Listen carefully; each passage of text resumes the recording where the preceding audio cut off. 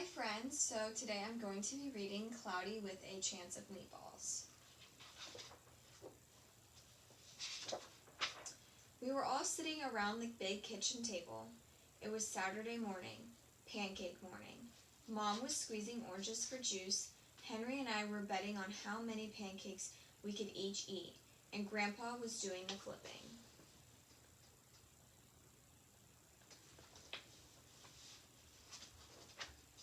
Seconds later, something flew through the air headed toward the kitchen ceiling. And landed right on Henry. After we realized that the flying object was only a pancake, we all laughed, even Grandpa. Breakfast continued quite eventfully. All of the other pancakes landed in the pan, and all of them were eaten, even the one that landed on Henry.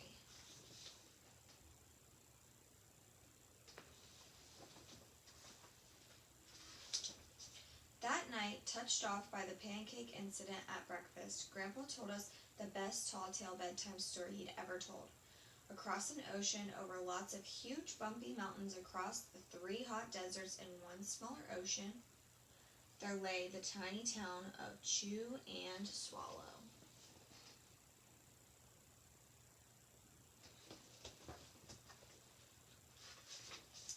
In most ways, it was very much like any other tiny town.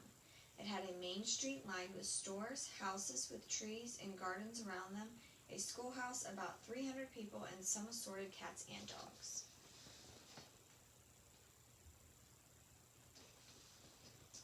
But there were no food stores in the town of Chew and Swallow. They didn't need any. The sky supplied all the food they could possibly want. The only thing that was really different about Chew and Swallow was its weather. It came 3 times a day, at breakfast, lunch, and dinner. Everything that everyone ate came from the sky.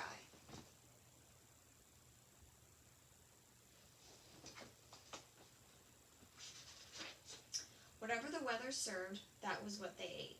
But it never rained rain, and it never snowed snow, and it never blew just wind. It rained things like soup and juice, and it snowed mashed potatoes and green peas, and sometimes the wind blew in storms of hamburgers.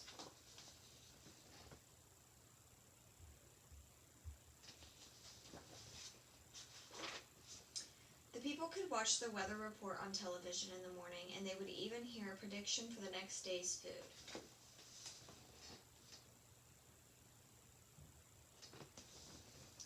When the townspeople went outside, they carried their plates, cups, glasses, forks, spoons, knives, and napkins with them. That way, they would always be prepared for any kind of weather. If there were leftovers, and there usually were, the people took them home and put them in their refrigerators in case they got hungry between meals.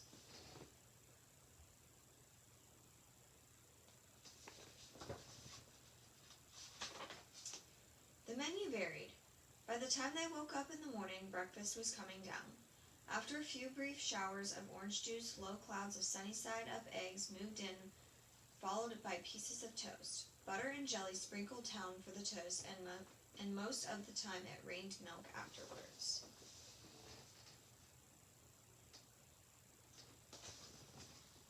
For lunch one day, frankfurters, already in their rolls, blew from the northwest at about 5 miles an hour. There were mustard clouds nearby. Then the wind shifted to the east and brought in baked beans. A drizzle of soda finished off the meal.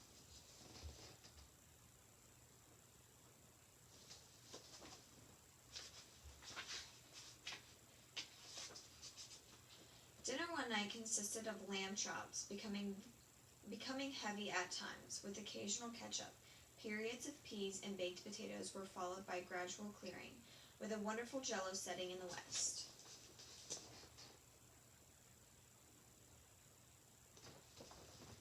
The sanitation department of Chew and Swallow had a rather unusual job for a sanitation department.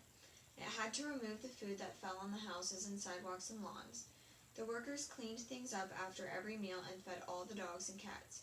Then they emptied some of it into the surrounding oceans for the fish and turtles and whales to eat. The rest of the food was put back into the earth so that the soil would be richer for the people's flower gardens.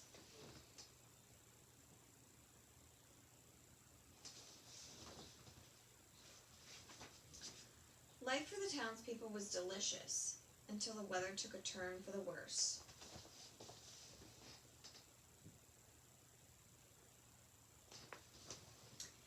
One day there was nothing but gorgonzola cheese all day long.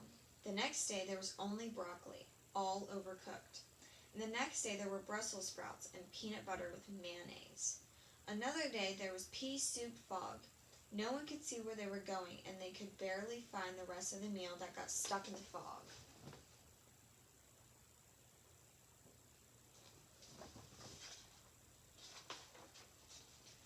The food was getting larger and larger, and so were the portions. The people were getting frightened. Violent storms blew up frequently. Awful things were happening. One Tuesday there was a hurricane of bread and rolls all day long into the night. There were soft rolls and hard rolls, some without seeds, some with seeds and some without. There was white bread and rye, whole wheat toast. Most of it was larger than they had ever seen bread and rolls before. It was a terrible day. Everyone had to stay indoors. Roofs were damaged, and the sanitation department was beside itself. The mess took the workers 4 days to clean up, and the sea was full of floating rolls. To help out, the people piled up as much bread as they could into their backyards. The birds picked at it a bit, but it just stayed there and got staler and staler.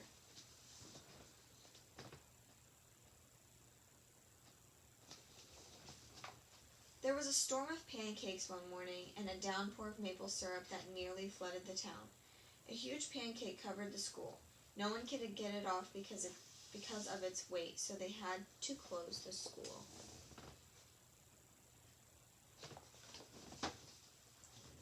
Lunch one day brought 15-inch strips of cream cheese and jelly sandwiches. Everyone ate themselves sick, and the day ended with a stomachache.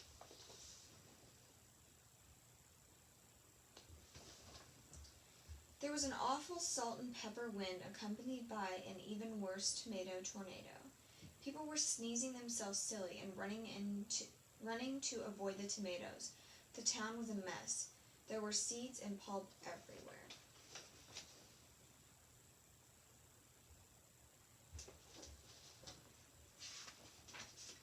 The sanitation department gave up. The job was too big.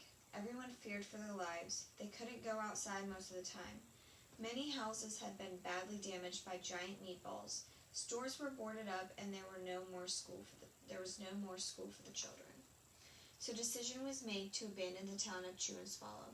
It was a matter of survival.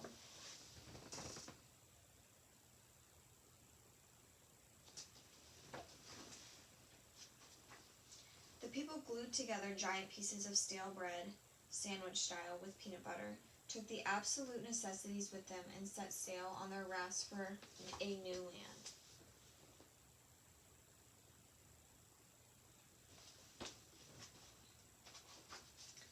After being afloat for a week, they finally reached a small coastal town, which welcomed them. The bread held up surprisingly well enough for them to build temporary houses for themselves out of it. The children began school again, and the adults all tried to find places for themselves in a new land. The biggest change that they had to make was getting used to buying food at a supermarket. They found it odd that the food was kept on shelves, packaged in boxes, cans, and bottles. Meat that had to be cooked was kept in large refrigerators. Nothing came down from the sky except rain and snow. The clouds above their heads were not made of fried eggs. No one ever got hit by a hamburger again, and nobody dared to go back to find out what had happened to Chew and Swallow. They were too afraid. Henry and I were awake until the very end of Grandpa's story. I remember his goodnight kiss.